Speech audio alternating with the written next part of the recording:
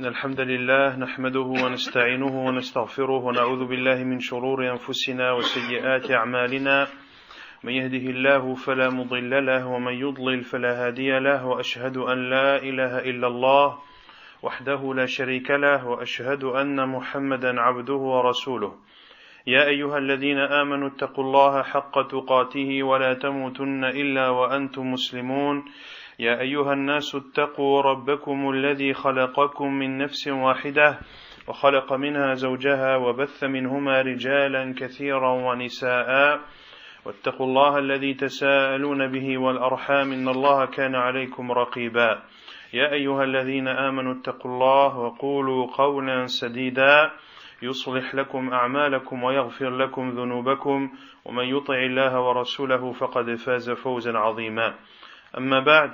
Toujours dans la traduction et les quelques commentaires sur le livre Al-Qawl al-Mufid fi Adilat al-Tawhid du Cheikh Muhammad ibn Abdul Wahhab al-Wisabi hafidhahullahu ta'ala.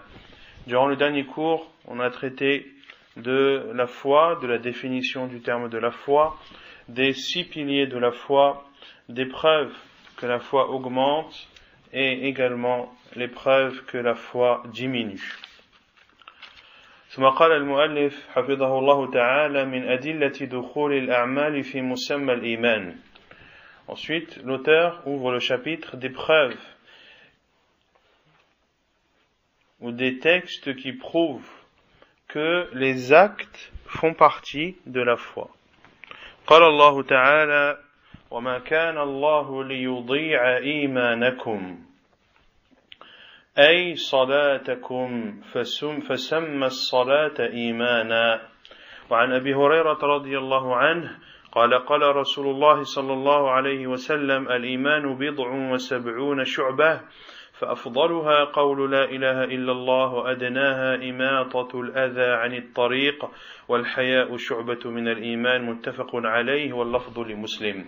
وعن ابن عباس رضي الله عنهما قال قال رسول الله صلى الله عليه وسلم هل تدرون ما الإيمان بالله قالوا الله ورسوله أعلم قال شهادة أن لا إله إلا الله وأن محمد رسول الله وإقام الصلاة وإيتاء الزكاة وصوم رمضان وأن تعطوا من المغنم الخمس رواه البخاري ومسلم.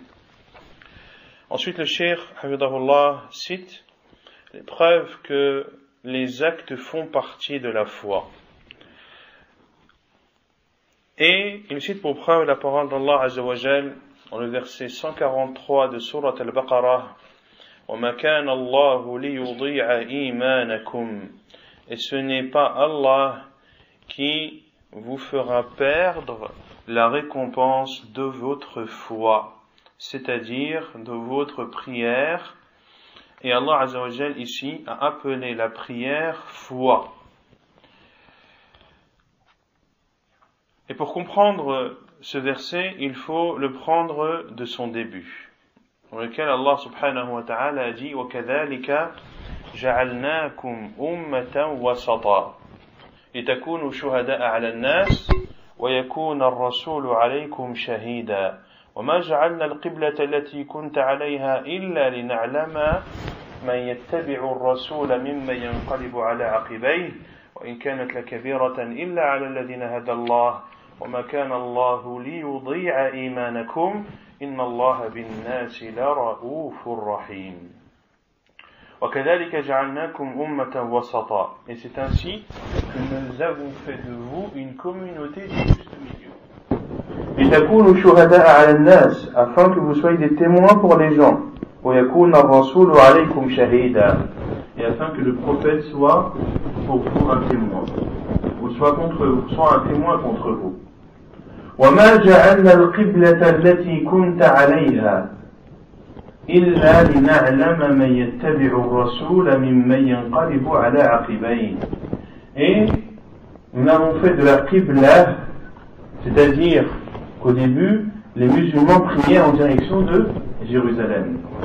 Et Allah Azza wa Jal a légiféré cela pour éprouver les musulmans et pour savoir lesquels des musulmans vont suivre le prophète sallallahu alayhi wa sallam dans cela, et ceux qui vont revenir sur leurs talons.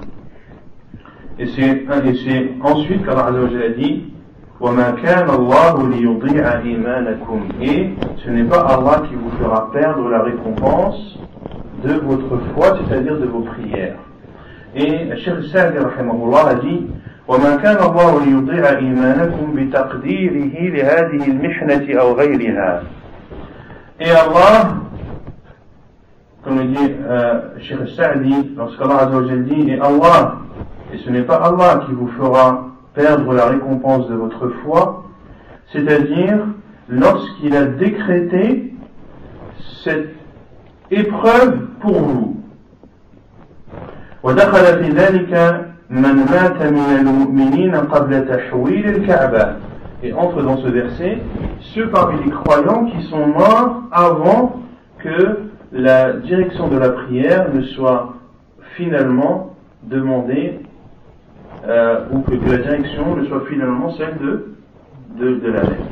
Donc ceux qui sont morts avant que Allah Azza wa Jalla n'ordonne à son envoyé sallallahu alayhi wa sallam de prier en direction de la Mecque, est-ce que leur prière est diminuée, ou est-ce que Allah Azza wa Jalla ne les récompensera pas pour toutes ces prières qu'ils ont faites en direction de Jérusalem? La réponse est oui, Allah Azza wa Jalla les récompensera, car ils ont obéi au prophète sallallahu alayhi wa sallam à ce moment, et ils ont obéi à Allah subhanahu wa ta'ala au moment où il fallait lui obéir. فإن الله لا يضيع إيمانهم لكن لكون أنهم امتثلوا أمر الله وطاعة رسوله صلى الله عليه وعلى آله وسلم في كل الوقت. Et Allah Azza wa Jalla ne peut et ne fera pas perdre la récompense de ceux-là, car ils ont obéi à l'ordre d'Allah et à l'ordre de son prophète sallallahu alayhi wa sallam. Et l'obéissance d'Allah et de son envoyé, c'est une obéissance de tout instant. وفي هذه الآية دليل لمذهب أهل السنة والجماعة أن الإيمان تدخل فيه أعمال الجوارح. Puis, l'imam Sa'di rahimahullah dit, et il y a dans ce verset une preuve pour les gens de la sunna que dans la foi entre les actes des membres du corps. Car ici Allah Azza wa Jalla a appelé la prière foi. C'est clair ou pas? Et ensuite il a cité les deux hadiths. Le hadith d'Abu Hurayra radiyallahu anhu, que l'on a déjà vu auparavant, dans lequel le prophète sallallahu alayhi wa sallam a dit la foi est composée de 70 et quelques branches. La meilleure est la parole La ilaha illallah, et la plus basse est le fait d'enlever une chose nuisible du chemin ou d'un chemin, et la pudeur fait partie des branches de la foi. Donc ici le prophète sallallahu alayhi wa sallam a clairement considéré le fait d'enlever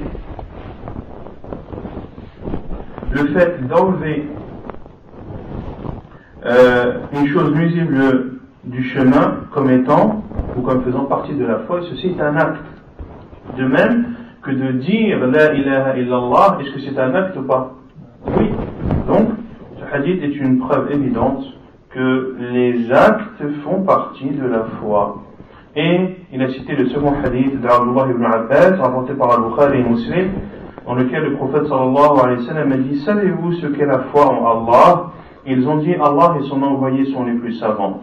Et le prophète sallallahu alayhi wa sallam a dit c'est d'attester qu'il n'y a de vraie divinité qui ne mérite d'être adorée qu'Allah, et que Muhammad est l'envoyé d'Allah, d'accomplir la prière, de s'acquitter de la zakat, de jeûner le ramadan et de donner du butin le cinquième. Et de donner du butin le cinquième, hadith rapporté par Al-Bukhari et Muslim. Le prophète sallallahu alayhi wa sallam a considéré toutes ces choses comme faisant partie de la foi en Allah subhanahu wa ta'ala. ثم قال المؤلف حفظه الله فتوى اللجنة الدائمة للإفتاء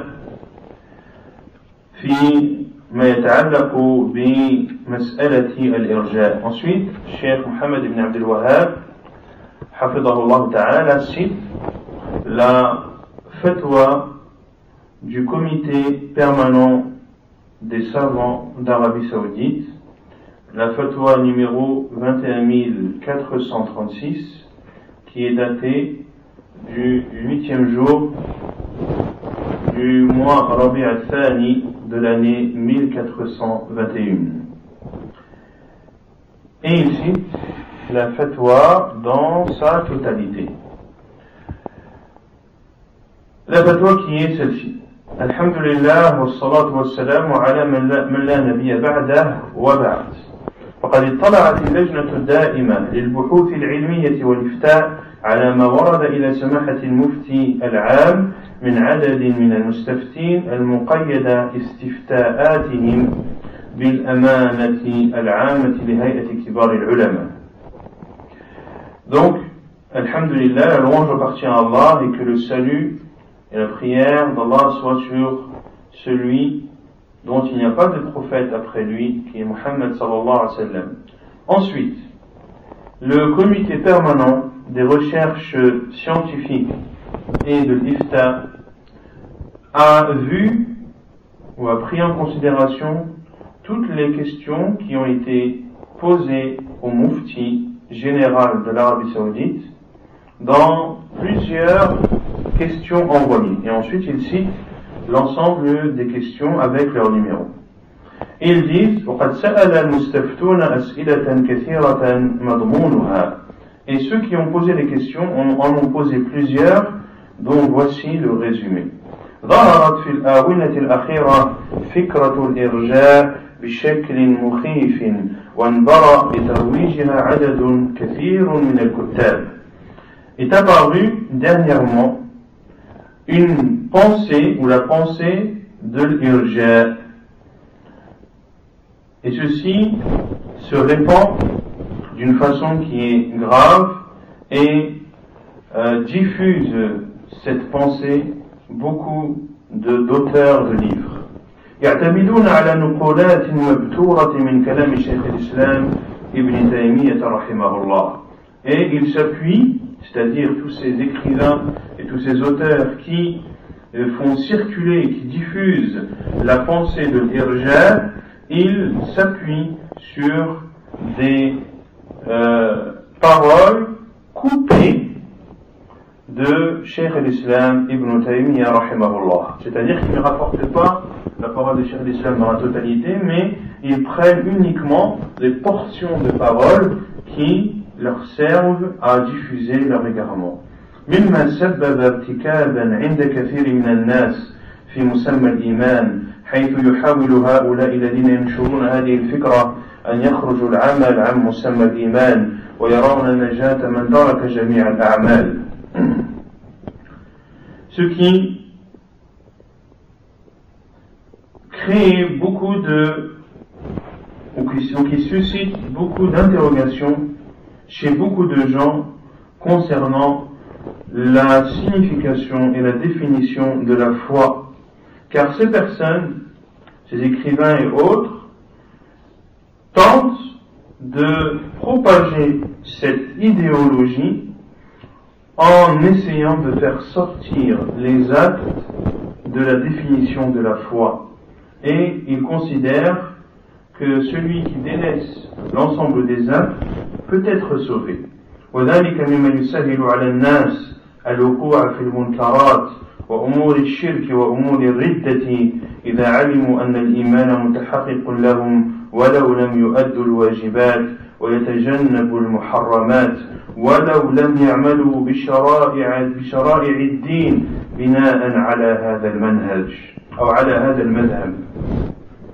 Et cette façon de penser, c'est-à-dire de diffuser auprès des gens que les actes ne font pas partie de la foi, eh bien ceci va faciliter aux gens le fait de tomber dans les interdits et dans les actes d'associanisme et d'autres péchés qui font sortir de l'islam lorsqu'ils sauront que la foi est présente, même s'ils ne font pas les obligations, et même s'ils ne délaissent pas les interdits, même s'ils n'appliquent rien des les actes qui font partie de l'emblème de l'islam en se basant sur cette idéologie, à savoir l'idéologie de al-irja'. ولا شك أن هذا المذهب له خطورته على المجتمعات الإسلامية وأمور العقيدة والعبادة، فرجا من سماحتكم بيان حقيقة هذا المذهب وآثاره السيئة وبيان الحق المبني على الكتاب والسنة وتحقيق النقل عن شيخ الإسلام حتى يكون المسلم على بصيرة من دينه.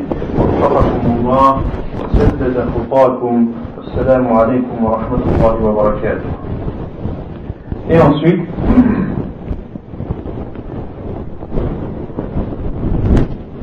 dans la question, il a été dit, il n'y a pas de doute que cette idéologie a sa dangerosité vis-à-vis des civilisations musulmanes, un danger dans leur foi, dans leurs adorations, et nous demandons à votre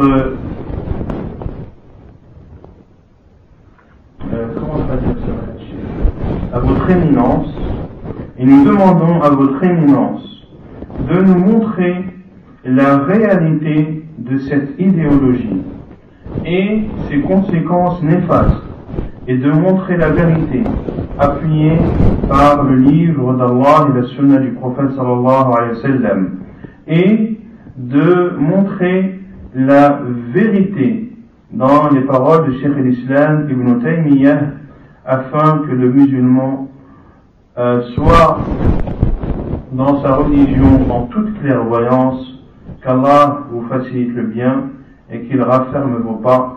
Wassalamu alaikum wa rahmatullahi wa barakatuh. وبعد دراسة اللجنة للاستفتاء أجابت بما يلي. Et après étude, le comité de réponse a donné la réponse qui suit. هذه المقالة المذكورة هي مقالة المرجئة الذين يخرجون الأعمال عن مسمى الإيمان. Ces paroles qui ont été citées sont les paroles de l'Murji'ah qui font sortir les actes de la définition de la foi. ويقولون الإيمان هو التصديق بالقلب أو التصديق بالقلب والنطق باللسان فقط.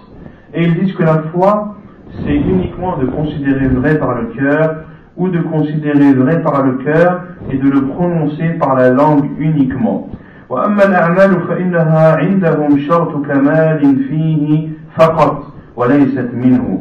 Et chez eux, c'est-à-dire chez le Murji'ah, les actes ne sont chez eux qu'une condition de perfection. C'est-à-dire que si tu fais les actes d'adoration, eh bien, cela ne va que parfaire ta foi, mais ne la remettra pas en cause, et que les actes ne font pas partie de la définition de la foi. فمن صدق بقلبه ونطق بلسانه فهو مؤمن كامل الإيمان عندهم. Celui donc qui croit avec son cœur et qui prononce avec sa langue, il est chez eux un croyant qui a la foi complète. ولو فعل ما فعل من ترك الواجبات وفعل المحرمات. Même s'il fait tout ce qu'il fait comme délaissement des obligations et comme accomplissement des interdits. ويستحق دخول الجنة ولو لم يعمل خيرا قط. Et qu'il mérite, c'est un point, et qu'il mérite l'entrée au paradis même s'il n'a jamais fait de bien. ولزم على ذلك الضلال لوازم باطلة منها حصر الكفر بكفر التكذيب والاستحلال القلبي. Et de cette parole découlent d'autres égarements qui sont aussi faux. Parmi ces égarements, le fait de restreindre la mécréance à la mécréance de at-takdhib, c'est-à-dire du rejet, et de considérer licite par le cœur.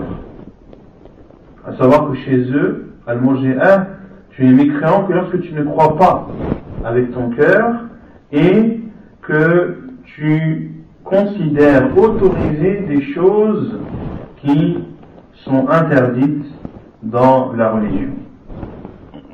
ولا شك أن هذا قول باطل وضلال مبين مخالف للكتاب والسنة وما عليه أهل السنة والجماعة سلفا وخلفا.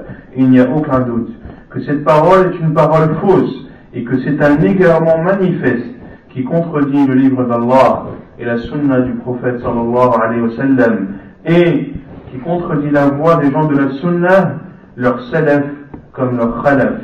Leur salaf, c'est-à-dire leurs prédécesseurs, comme ceux qui sont venus après les pieux prédécesseurs. وأن هذا يفتح بابا لأهل الشر والفساد للانحلال من الدين وعدم التقيد بالأوامر والنواهي والخوف والخشية من الله سبحانه وتعالى. Et que cette idéologie ouvre la porte aux gens du mal et de la turpitude afin de sortir de la religion et de ne pas se conformer aux interdits et de ne pas se conformer aux ordres et aux interdits et de ne pas craindre Allah subhanahu wa ta'ala. ويعطل جانب الجهاد في سبيل الله والأمر بالمعروف والنهي عن المنكر ويسوي بين الصالح والطالح والمطيع والعاصي والمستقيم على دين الله والفاسق المتحلل من أوامر الدين ونواهيه ما دام أن أعمالهم هذه لا تخل بالإيمان كما يقولون. Et cette idéologie ampute également la lutte dans le sentier d'Allah et élimine le fait d'ordonner le bien et d'interdire le mal. Et cette idéologie met sur le même piédestal le pieux comme le pervers, celui qui obéit comme celui qui désobéit, celui qui est droit dans la religion d'Allah et celui qui est pervers et se dévie des ordres de la religion ainsi que de ses interdits. Et ceci tant que la foi est présente comme ils le disent. Et ceci tant que la foi est présente comme ils le disent. C'est-à-dire al-Murji'a, qui disent que tant que la foi est présente, alors il n'y a pas de différence entre celui qui obéit, celui qui désobéit, celui qui est dans le droit chemin et celui qui est égaré.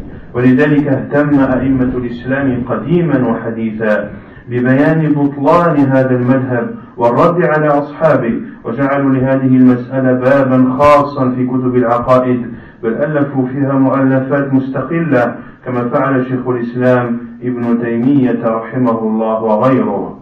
Et pour cela que les savants de l'islam, avant les anciens et les contemporains, ont montré la fausseté de cette idéologie et ont répondu à ses partisans, et ils ont fait de ce sujet un chapitre à part entière dans leur livre de croyance, et ils ont même écrit dans ce domaine des livres à part entière comme l'a fait Cheikh al-Islam Ibn Taymiyyah rahimahullah et autres que lui. قال شيخ الإسلام رحمه الله في العقيدة الواسطية ومن أصول أهل السنة والجماعة أن الدين والإيمان قول وعمل، قول القلب واللسان وعمل القلب واللسان والجوارح، وأن الإيمان يزيد بالطاعة وينقص بالمعصية. شيخ الإسلام ابن تيمية رحمه الله a dit dans son livre Al-Aqidatul Wasitiyya et fait partie des bases des gens de la sunna que la religion et la foi sont des paroles et des actes, les paroles du cœur et de la langue et les actes du cœur, de la langue et des membres du corps, et que la foi augmente par l'obéissance et elle diminue à cause de la désobéissance. وقال في كتاب الإيمان ومن هذا الباب أقوال السلف وأئمة السنة في تفسير الإيمان فتارة يقولون هو قول وعمل وتارة يقولون هو قول وعمل ونية وتارة يقولون قول وعمل ونية واتباع السنة وتارة يقولون قول باللسان واعتقاد بالقلب وعمل بالجوارح وكل هذا صحيح. Et Cheikh al-Islam Taymiyyah rahimahullah a dit également dans son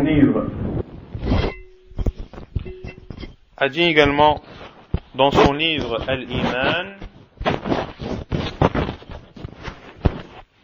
a dit également dans son livre Al-Iman, et dans ce chapitre il y a beaucoup de paroles des salafs et des imams de la sunna dans l'explication de la foi.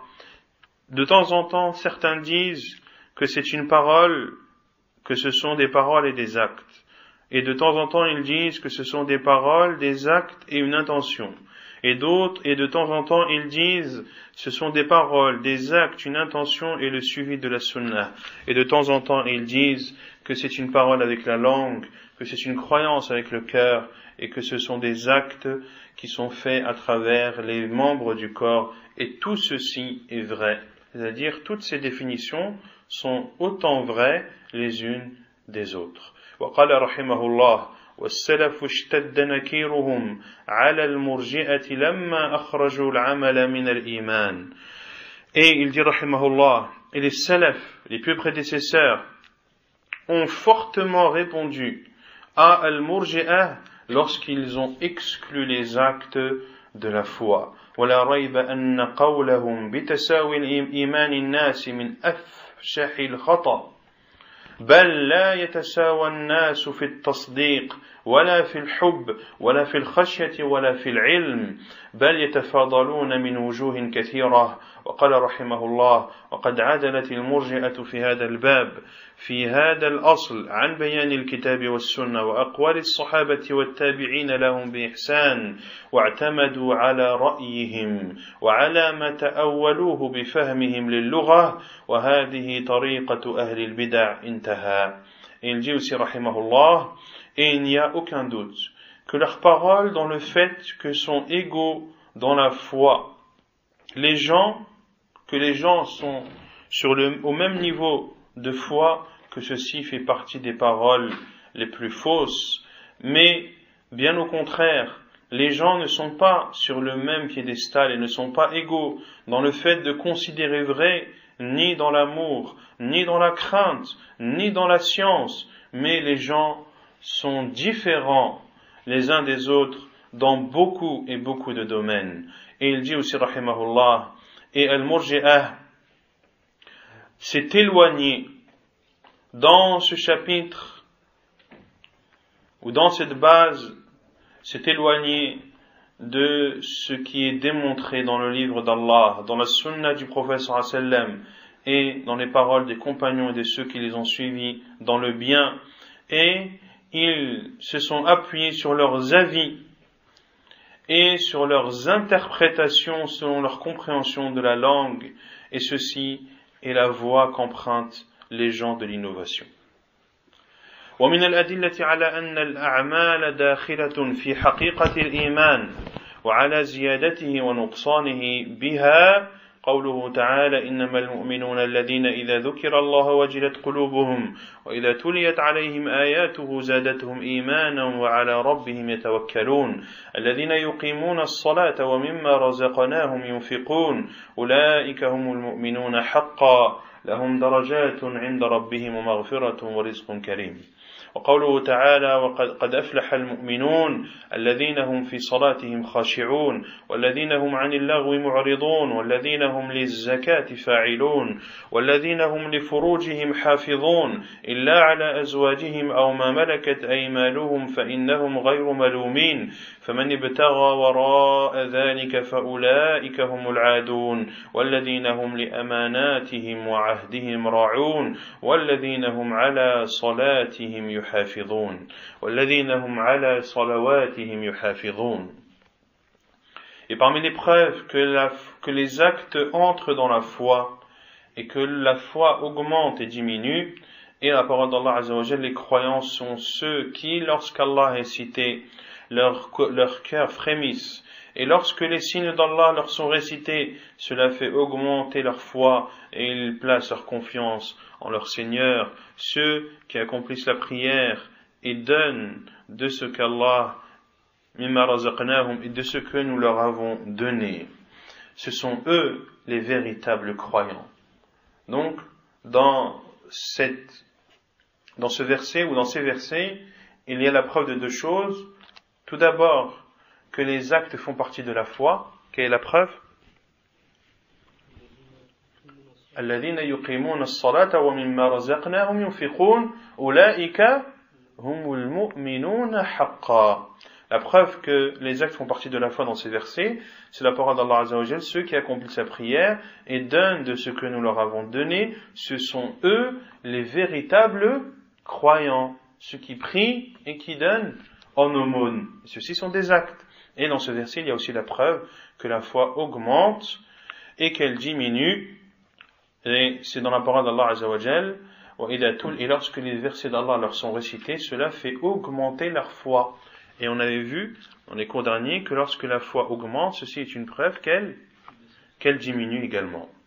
Et l'autre verset, dans Surat al-Mu'minun, Surat les croyants, où Allah Azza wa Jal dit Qad aflaha al-mu'minun, ont connu ou ont gagné les croyants, ceux qui dans leurs prières sont humbles et qui s'écartent des futilités, ceux qui accomplissent la zakat, qui préservent leur partie génitale, sauf envers leurs épouses ou ce qu'ils possèdent comme esclaves, alors point de reproche à eux. Celui qui recherche en dehors de cela, c'est-à-dire d'assouvir ses désirs en ayant des rapports intimes, en dehors de ce qu'Allah Azza wa Jalla a cité, à savoir les femmes et ceux qui possédaient des esclaves, eh bien, ce sont eux les transgresseurs. Et ceux qui veillent à la sauvegarde des dépôts et qui leur sont confiés et honorent leur engagement et qui observent strictement leurs prières. والذين هم على صلواتهم يحافظون وقول الرسول صلى الله عليه وسلم الإيمان بضع وسبعون شعبة أعلاها قول لا إله إلا الله وأدناها إماطة الأذى عن الطريق والحياء شعبة من الإيمان. Et la parole du prophète sallallahu alayhi wa sallam, la foi fait partie ou est constituée de 70 et quelques branches. La plus haute est la parole la ilaha illallah et la plus basse est d'enlever une chose nuisible du chemin, et la piété ou la pudeur fait partie de la foi. قال شيخ الإسلام. Donc tout ceci c'est la fatwa de اللجنة الدائمة. قال شيخ الإسلام رحمه الله في كتاب الإيمان أيضا وأصل الإيمان في القلب وهو قول القلب وعمله هو إقرار بالتصديق والحب والانقياد وما كان في القلب فلا بد أن يظهر موجبه ومقتضاه على الجوارح. Il dit rahimahullah dans son livre Al-Iman, et la base de la foi est dans le cœur, et c'est la parole du cœur et son acte, et c'est d'accepter et de considérer vrai, d'aimer et de se soumettre. Et ce qu'il y a dans le cœur doit obligatoirement apparaître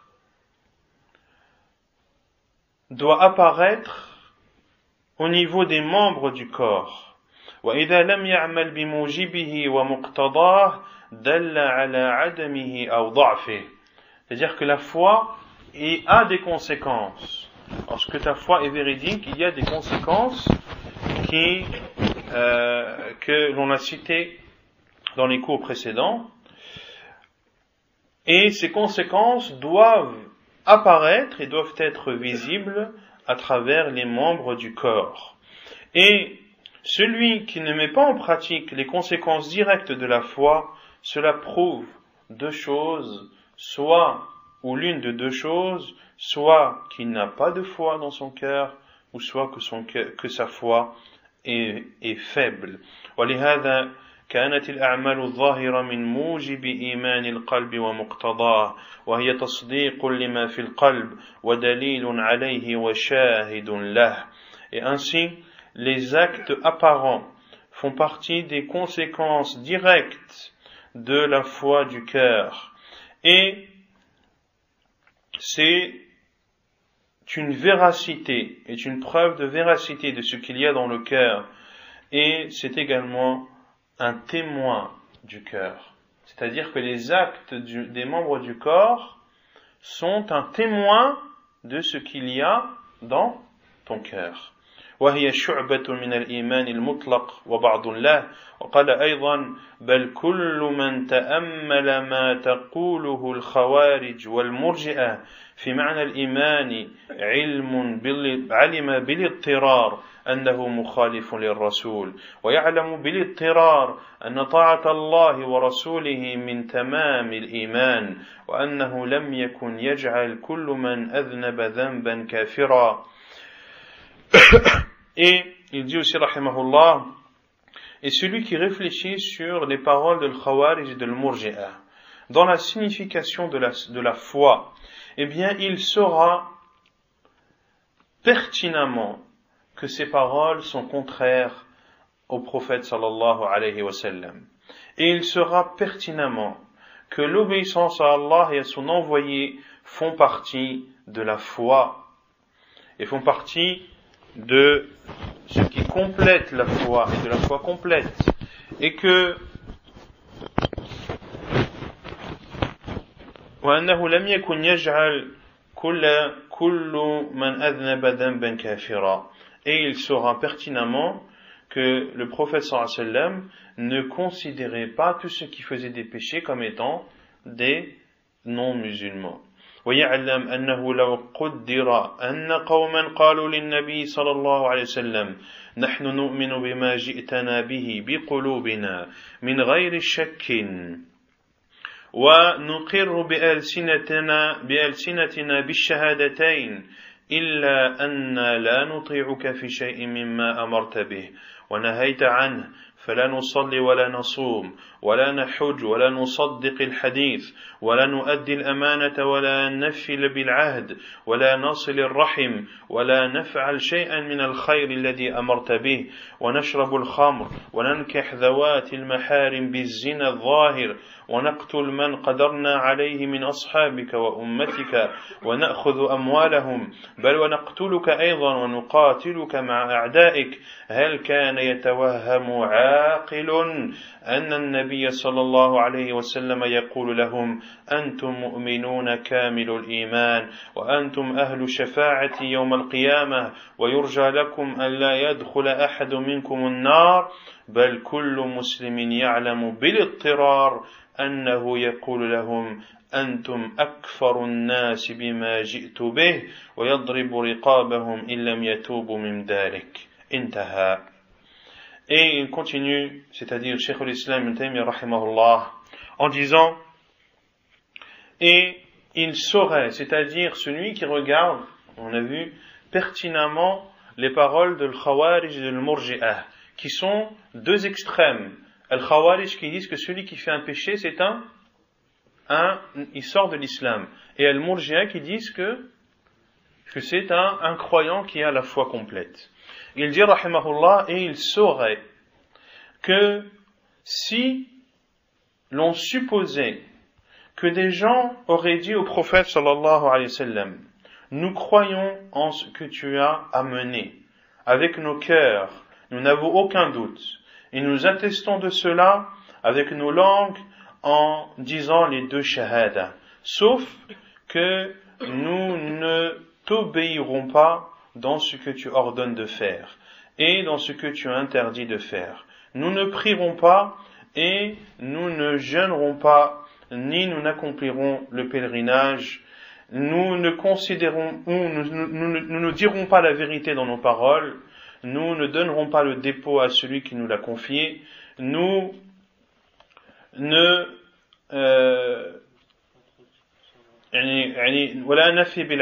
c'est-à-dire nous ne tiendrons pas nos engagements, nous ne nouerons pas les liens de parenté et nous ne ferons rien de ce que tu as ordonné comme bien. Nous boirons de l'alcool, nous nous marierons avec les femmes qui nous sont interdites au mariage à travers de l'adultère et de la fornication évidente. Nous tuerons ceux que nous pourrons tuer parmi tes compagnons et ta communauté, nous prendrons leur argent et nous te tuerons également, nous combattrons aux côtés de tes ennemis. Est-ce que une personne raisonnable, qui a la raison, puisse penser une seule seconde que le prophète sallallahu alayhi wa sallam dirait à ces personnes, vous êtes des croyants qui avaient une foi complète et que vous faites partie de ceux qui profiteront de mon intercession le jour du jugement et que j'espère pour vous que qu'aucun d'entre vous n'entrera en enfer. Est-ce qu'un musulman, mais bien au contraire, tout musulman saura pertinemment que le prophète sallallahu alayhi wa sallam leur dira, vous êtes parmi les gens ceux qui ont le plus mécru en ce que j'ai apporté, et le prophète sallallahu alayhi wa sallam les combattrait et les tuerait s'ils ne se seraient pas repentis de cela. Et la parole de Cheikh al-Islam se termine ici. C'est clair ou pas? طيب. وقال أيضا فلفظ الإيمان إذا أطلق في القرآن والسنة يراد به ما يراد بلفظ البر وبلفظ التقوى وبلفظ الدين كما تقدم فإن النبي صلى الله عليه وسلم بين أن الإيمان 70 شعبة أفضلها قول لا إله إلا الله وأدناها إماطة الأذى عن الطريق فكان كل ما يحبه الله يدخل في اسم الإيمان وكذلك لفظ البر يدخل فيه جميع ذلك إذا أطلق. Et il dit aussi, c'est-à-dire Cheikh al-Islam rahimahullah, que la parole, la foi, lorsqu'elle est citée de façon générale dans le livre d'Allah et dans la sunna du prophète sallallahu alayhi wa sallam, eh bien, yuradu bihi ma yuradu bi lafdil bir, qu'il est voulu par la foi ce qui est voulu par le terme piété. Wa bi lafdil taqwa, yani al-bir c'est le bien, at-taqwa c'est la piété, wa bi lafdil din kama taqaddam, et dans le sens de la religion également comme cela a été précédemment dit. Car le prophète sallallahu alayhi wa sallam a annoncé que la foi était composée de 70 et quelques branches et que la meilleure était la parole la ilaha illallah et que la plus basse était d'enlever une chose nuisible du chemin. Fakana, ainsi tout ce qu'Allah aime entre dans la signification de la foi.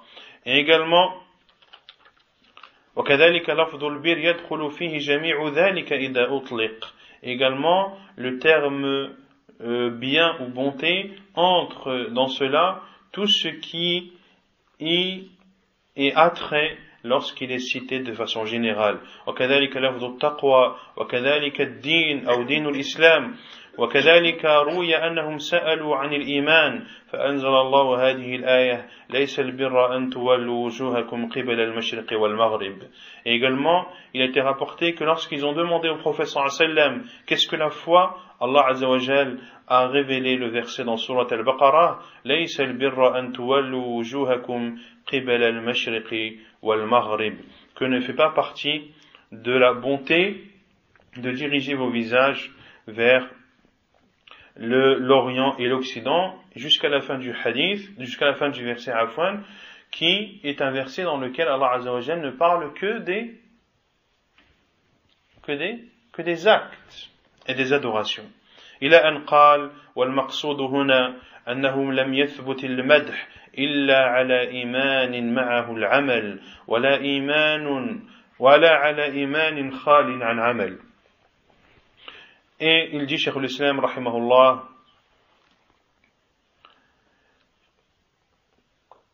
c'est-à-dire que l'on ne peut faire l'éloge de la foi que lorsqu'elle est accompagnée d'actes, et qu'on ne peut pas faire l'éloge d'une foi qui n'est pas accompagnée d'actes. فهذا كلام شيخ الإسلام في الإيمان ومن نقل عنه غير ذلك فهو كاذب عليه.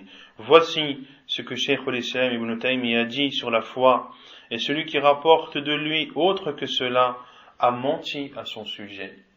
Donc vous voyez clairement que Cheikh al-Islam Ibn Taymiyyah rahimahullah considère-t-il la foi, les actes comme faisant partie de la foi?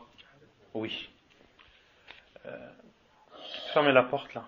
Nordine, barakallahu. Je me disais qu'il faisait froid ici. Demain, Inch'Allah. وأما ما جاء في الحديث أن قوما يدخلون الجنة لم يعملوا خيرا قط فليس هو عاما لكل من ترك العمل وهو يقدر عليه وإنما هو خاص بأولئك لعذر منعه من العمل أو لغير ذلك من المعاني التي تلائم النصوص المحكمة وما أجمع عليه السلف الصالح في هذا الباب. Et quant au hadith qui cite que des gens entreront au paradis alors qu'ils n'auront rien fait comme bien, que ceci n'est pas dans sa globalité, et que ceci n'est pas dans sa globalité qui ne concerne pas tous ceux qui ont délaissé les actes alors qu'ils avaient la possibilité de le faire, mais que cela est propre à ceux qui, parce qu'ils avaient une excuse qui les a empêchés d'œuvrer, ou d'autres raisons qui sont en concordance avec les textes sages et en concordance également avec ce qui a fait l'unanimité de nos pieux prédécesseurs dans ce domaine. هذا واللجنة الدائمة إذ تبين ذلك فإنها تنهى وتحذر من الجدال في أصول العقيدة لما يترتب في ذلك من المحاذير العظيمة. Et le comité permanent, après avoir expliqué tout ceci, elle interdit et met en garde contre toute polémique sur des sujets qui font partie de la base de la croyance. Car il peut découler de cela des interdits gigantesques. وتوصي بالرجوع في ذلك إلى كتب السلف الصالح وأئمة الدين المبينة على المبنية على الكتاب والسنة وأقوال السلف. Et le comité permanent conseille à revenir dans ce sujet, c'est-à-dire de croyances et autres bien sûr, aux livres des pieux prédécesseurs et aux imams de cette religion qui sont basés sur le livre d'Allah et sur la sunnah ainsi que sur les paroles des salafs. وتحذر من الرجوع إلى الكتب المخالفة لذلك وإلى الكتب الحديثة الصادرة عن أناس متعالمين لم يأخذوا العلم عن أهله.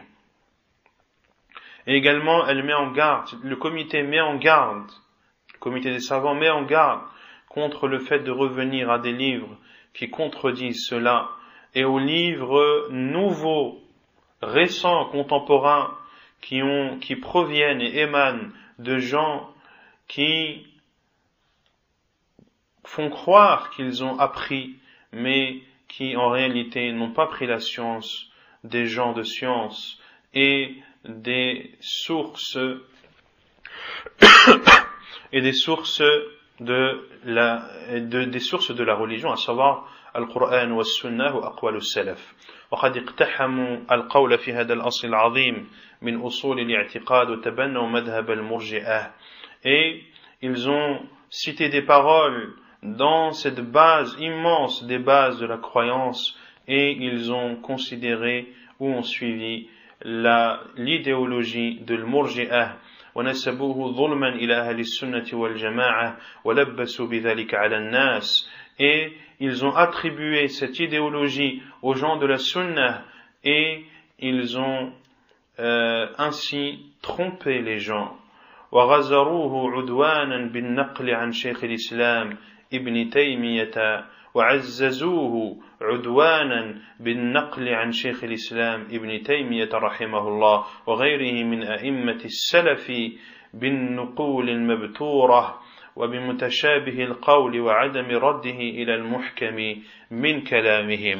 Et ils ont appuyé de façon malhonnête leur idéologie en apportant des paroles du Cheikh al-Islam ibn Taymiyyah, des paroles coupées et amputées, et en apportant des paroles qui sont ambiguës et ne sont pas retournées ou n'ont pas appliqué sur ces paroles ambiguës d'autres paroles qui sont claires parmi les autres paroles de Cheikh al-Islam ibn Taymiyyah et des autres imams des salaf. وإنا ننصحهم أن يتقوا الله في أنفسهم وأن يتوبوا إلى رشدهم ولا يصدعوا الصف بهذا المذهب الضال.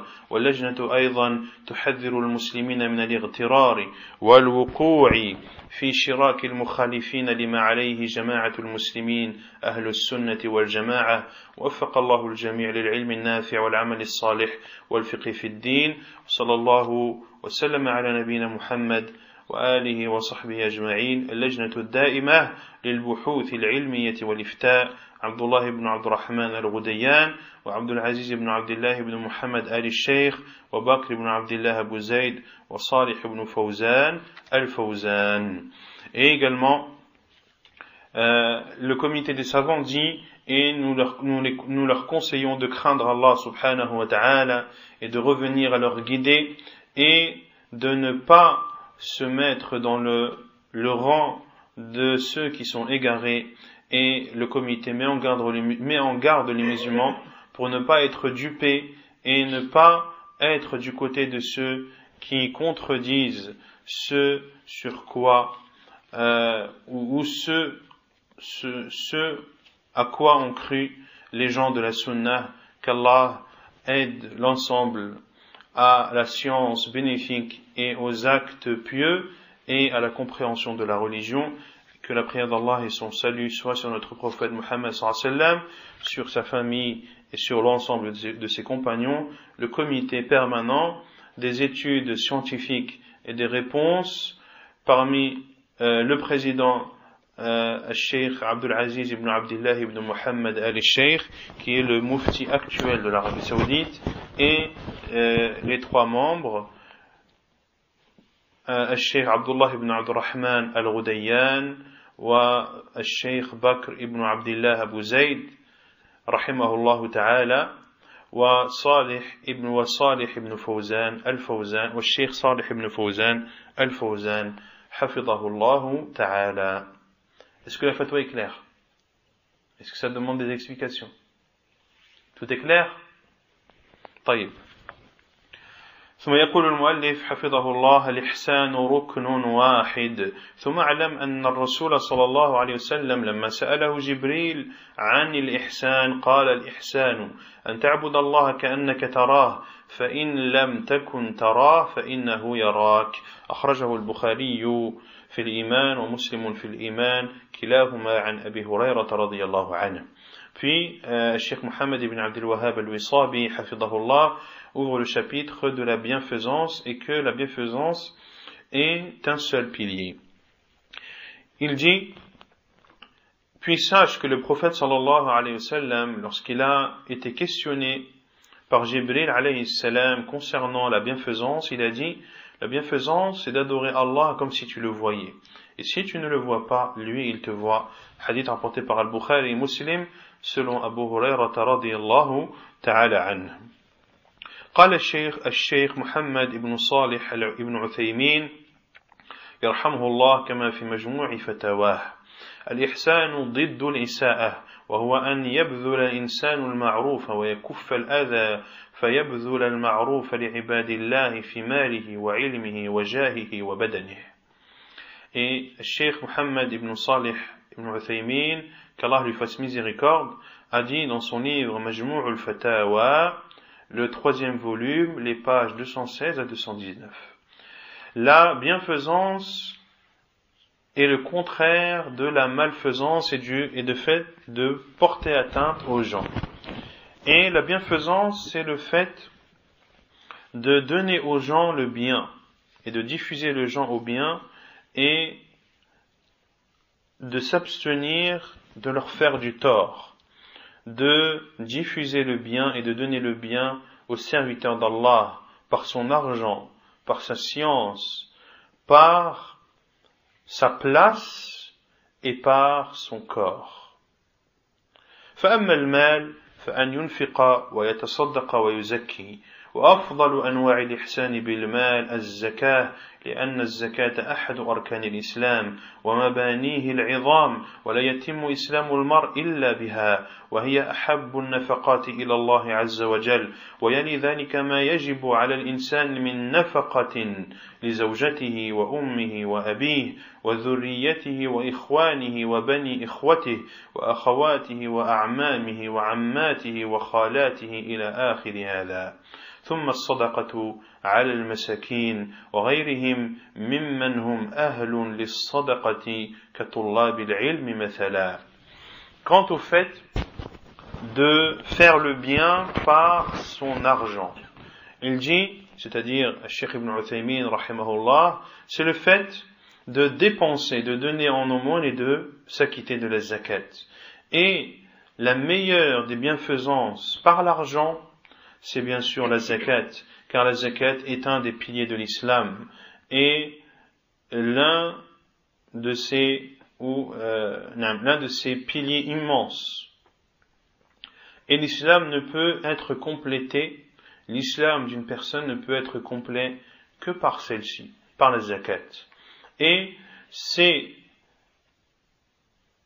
le meilleur don aimé chez Allah subhanahu wa ta'ala. Et vient ensuite, après cela, ce qui est obligatoire à l'être humain de dépenser pour sa femme, pour sa mère, son père, pour sa descendance, pour ses frères, pour ses neveux, pour ses sœurs, pour ses oncles, pour ses tantes maternelles et ses tantes paternelles, et ainsi de suite. Puis vient ensuite, dans le mérite, l'aumône que tu donnes aux pauvres et aux autres qui font partie des gens qui ont le droit de percevoir l'aumône, comme les étudiants en sciences par exemple. وأما بذل المعروف في الجاه فهو أن الناس مراتب منهم من له جاه عند ذي سلطان فيبذل الإنسان جاهه يأتيه رجل فيطلب منه الشفاعة إلى ذي سلطان يشفع له عنده إما بدفع ضرر عنه أو جلب خير له. Et ensuite, il y a aussi le fait de faire le bien de par sa position ou de par son statut. Car les gens ont des statuts différents. Certains ont un statut particulier chez ceux qui ont le commandement. Et la personne peut user de sa place.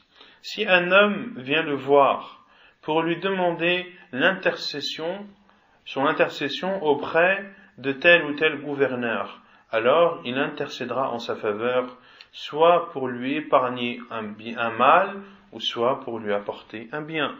وأما بعلمه فأن يبذل علمه لعباد الله تعليما في الحلقات والمجالس العامة والخاصة حتى لو كنت في مجلس قهوة فإن من الخير والإحسان أن تعلم الناس ولو كنت في مجلس عام فمن الخير أن تعلم الناس. Et également de profiter aux gens par ta science, à savoir de donner sa science aux serviteurs d'Allah, en leur enseignant dans les assises et dans les assises qui sont générales ou qui sont privées, même lorsque tu es dans une assise de café. Car en Arabie, ils ont les assises de café où les gens se réunissent et boivent le café, mais ce n'est pas comme le café d'ici. C'est un café arabe, et ils se réunissent pour le boire, accompagné de dattes, etc. Donc il faut enlever cette idée de café dans le bistrot, etc.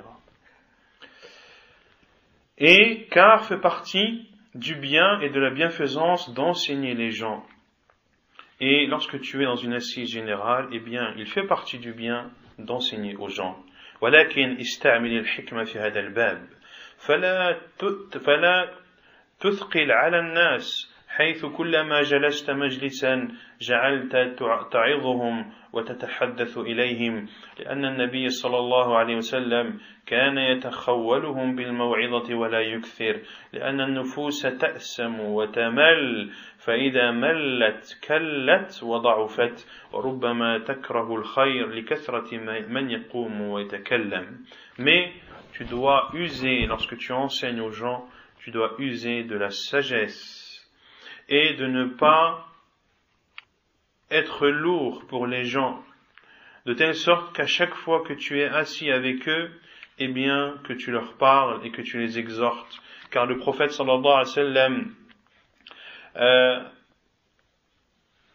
choisissait, lorsqu'il faisait des exhortations, il ne le faisait pas de façon abusée ou de façon trop fréquente, car les âmes sont amenées à se lasser. Et lorsqu'une âme se lasse, eh bien, elle se décourage, elle s'affaiblit et elle peut aussi détester le bien, car il y aurait trop de personnes qui parleraient. وأما الإحسان إلى الناس في البدن فقد قال النبي صلى الله عليه وسلم وتعين الرجل في دابته فتحمله عليها أو ترفع له عليها متاعه صدقة فهذا رجل تعينه تحمل متاعه معه أو تدله على طريق أو ما أشبه ذلك كل ذلك من الإحسان هذا بالنسبة للإحسان إلى عباد الله. Et il y a également le fait d'être bienfaisant vers les gens par son corps. Ainsi le prophète sallallahu alayhi wa sallam a dit et d'aider un homme à monter sur sa monture ou à faire monter sur celle-ci c'est sa marchandise. Ceci est considéré comme une aumône. Ainsi, un homme que tu aides à monter ses courses ou sa marchandise, ou un homme à qui tu montres le chemin ou autre chose semblable, tout ceci fait partie de la bienfaisance. Ceci concerne la bienfaisance envers les serviteurs d'Allah. وَأَمَّا بِالنِّسْبَةِ لِلْإِحْسَانِ فِي عِبَادَةِ اللَّهِ Et concernant la bienfaisance dans l'adoration d'Allah. فأن تعبد الله كأنك تراه كما قال النبي صلى الله عليه وسلم وهذه العبادة أي عبادة الإنسان ربه كأنه يراه عبادة طلب وشوق وعبادة الطلب والشوق يجد الإنسان من نفسه حاثا عليها لأنه يطلب هذا الذي يحبه فهو يعبده كأنه يراه فيقصده وينيب إليه ويتقرب إليه سبحانه وتعالى. Et quant à l'adoration d'Allah, quant à la bienfaisance dans l'adoration d'Allah, c'est le fait d'adorer Allah comme si tu le voyais, comme l'a dit le prophète sallallahu alayhi wa sallam.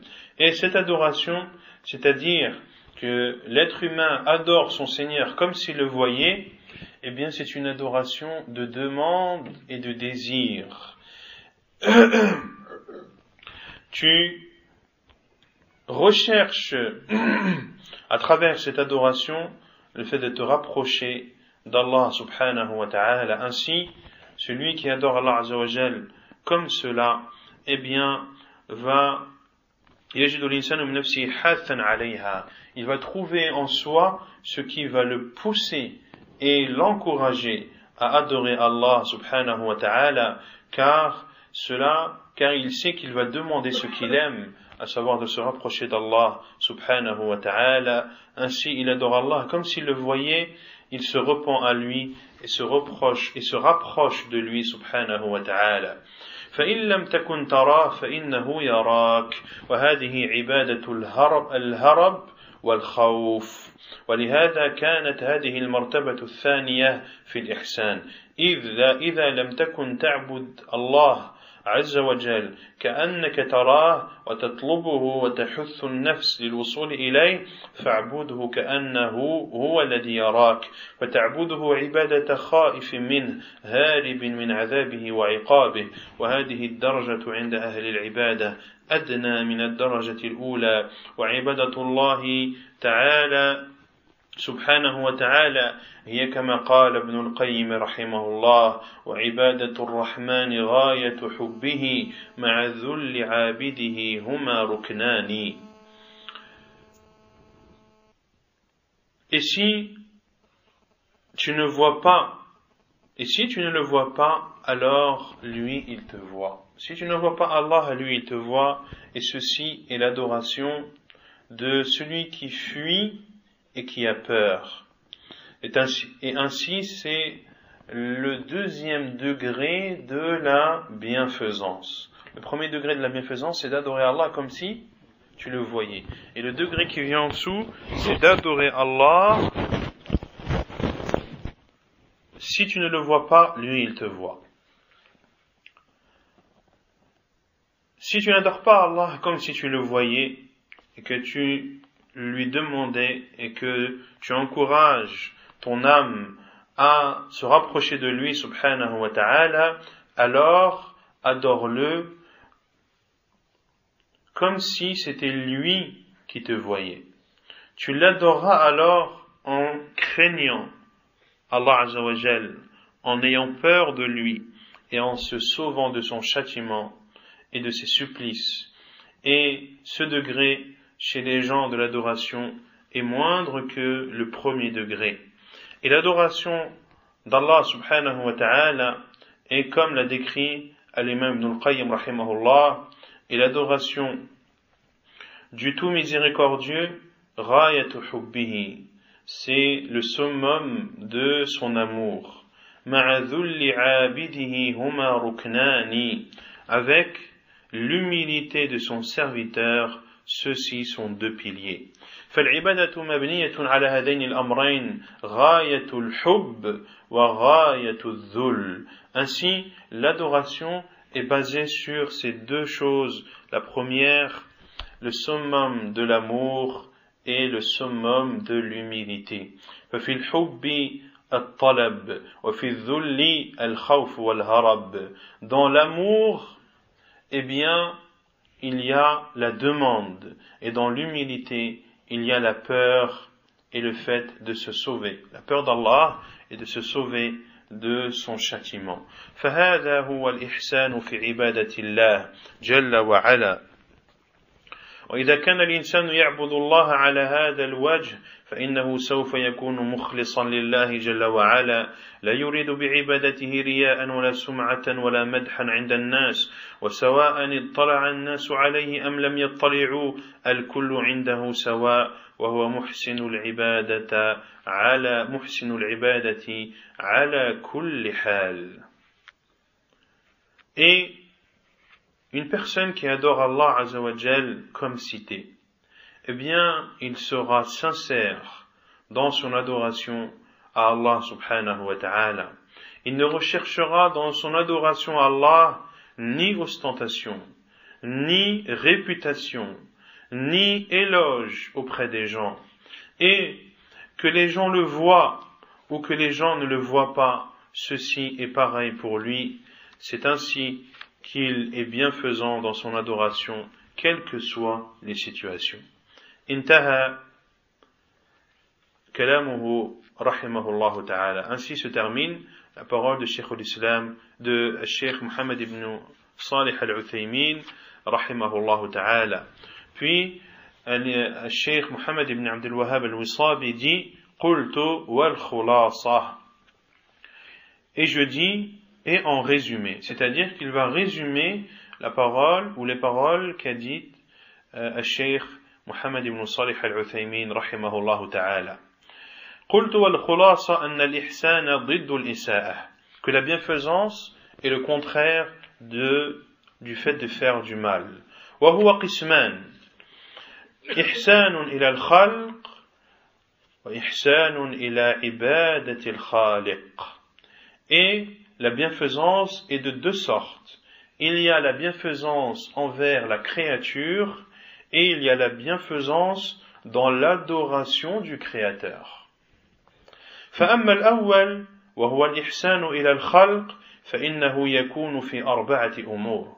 Quant à la première partie, qui est la bienfaisance envers les créatures, eh bien, il se divise en quatre.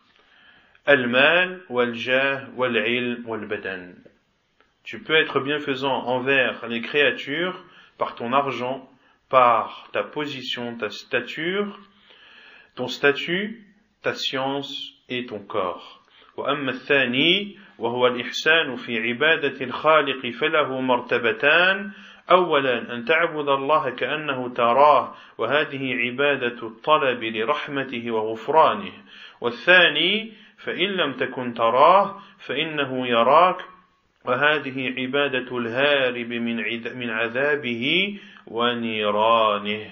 Et quant à la deuxième partie de la bienfaisance, c'est la bienfaisance dans l'adoration du Créateur.